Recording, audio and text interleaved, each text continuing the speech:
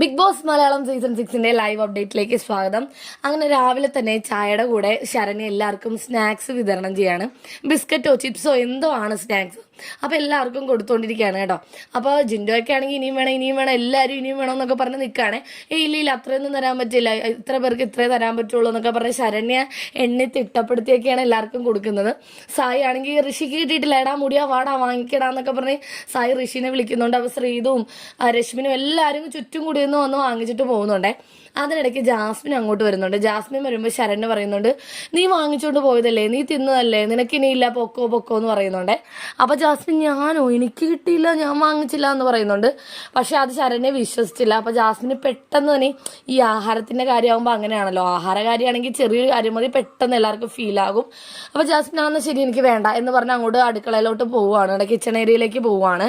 അപ്പോഴാണ് മനസ്സിലായത് അവസാനം ജാസ്മിന് കിട്ടിയിട്ടില്ലായിരുന്നെന്ന് ശരണ്യക്ക് മനസ്സിലായിട്ട് ശരണ്യാണെങ്കിൽ അവസാനം എല്ലാവർക്കും കൊടുത്തു കഴിഞ്ഞാൽ ജാസ്മിനെ നീ ഇങ്ങോട്ട് വാ നിനക്ക് തരാമെന്ന് പറയുന്നുണ്ട്.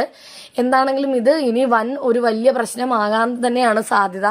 ജാസ്മിന്റെ മുഖമൊക്കെ മാറി ജാസ്മിൻ ശരിക്കും ദേഷ്യത്തോടെ പിണങ്ങിയാണ് കേട്ടോ പോയത് കിച്ചൺ ഏരിയയിലേക്ക്. ഇനി എന്തായിരിക്കും എന്നൊക്കെ നമുക്ക് കാത്തിരുന്ന് കാണാം.